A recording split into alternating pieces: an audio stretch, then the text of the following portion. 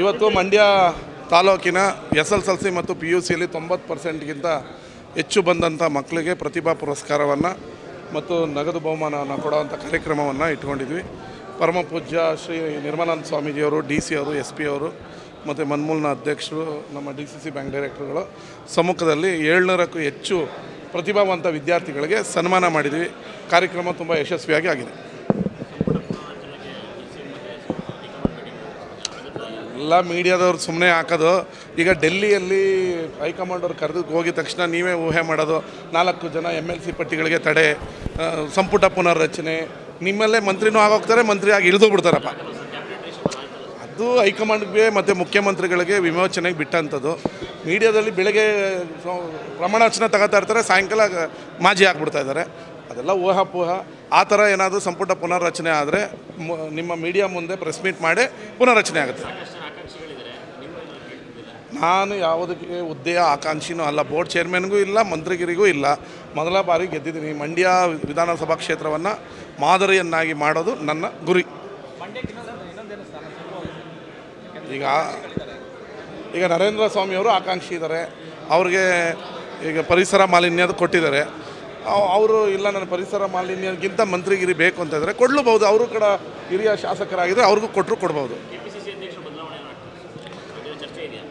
KPCC ಅಧ್ಯಕ್ಷರ ಬದಲಾವಣೆ high command ಬಿಟ್ಟ ವಿಚಾರ. ಯಾವುದೇ ಆ ರೀತಿಯ ಬದಲಾವಣೆ ನಮ್ಮ ಪಕ್ಷದಲ್ಲಿ ಇನ್ನೂವರೆಗೂ ಮಾತುಕತೆ ಆಗಿಲ್ಲ. ಸುಮ್ಮನೆ ಎಲ್ಲರೂ ಊಹಾಪೋಹಗಳನ್ನು ಕೇಳ್ತಾಯಿದ್ದಾರೆ. ಇವತ್ತು ಮಂಡ್ಯ ತಾಲೂಕಿನ SSLC ಮತ್ತು PUCಯಲ್ಲಿ 90%ಗಿಂತ ಹೆಚ್ಚು ಬಂದಂಥ ಮಕ್ಕಳಿಗೆ ಪ್ರತಿಭಾ ಪುರಸ್ಕಾರವನ್ನು ಮತ್ತು ನಗದು ಬಹುಮಾನವನ್ನು ಕೊಡುವಂಥ ಕಾರ್ಯಕ್ರಮವನ್ನು ಇಟ್ಕೊಂಡಿದ್ವಿ. ಪರಮ ಪೂಜ್ಯ ಶ್ರೀ ನಿರ್ಮಲಾನಂದ ಸ್ವಾಮೀಜಿಯವರು, DC ಅವರು, SP ಅವರು ಮತ್ತು ಮನ್ಮೂಲ್ನ ಅಧ್ಯಕ್ಷರು, ನಮ್ಮ DCC ಬ್ಯಾಂಕ್ ಡೈರೆಕ್ಟರ್ಗಳು ಸಮ್ಮುಖದಲ್ಲಿ 700ಕ್ಕೂ ಹೆಚ್ಚು ಪ್ರತಿಭಾವಂತ ವಿದ್ಯಾರ್ಥಿಗಳಿಗೆ ಸನ್ಮಾನ ಮಾಡಿದ್ವಿ. ಕಾರ್ಯಕ್ರಮ ತುಂಬ ಯಶಸ್ವಿಯಾಗಿ ಆಗಿದೆ. ಎಲ್ಲ ಮೀಡಿಯಾದವ್ರು ಸುಮ್ಮನೆ ಹಾಕೋದು.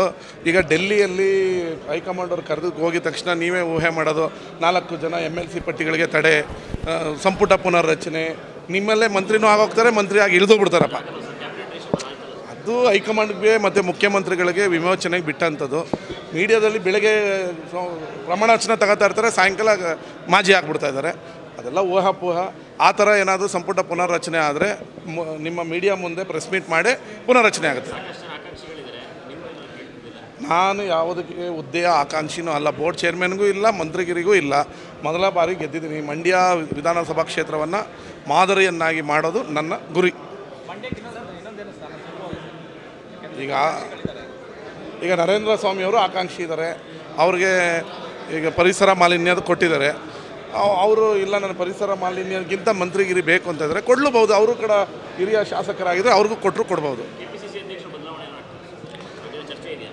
KPCC ಅಧ್ಯಕ್ಷರ ಬದಲಾವಣೆ ಹೈಕಮಾಂಡ್ ಬಿಟ್ಟ ವಿಚಾರ. ಯಾವುದೇ ಆ ರೀತಿಯ ಬದಲಾವಣೆ ನಮ್ಮ ಪಕ್ಷದಲ್ಲಿ ಇನ್ನೂವರೆಗೂ ಮಾತುಕತೆ ಆಗಿಲ್ಲ.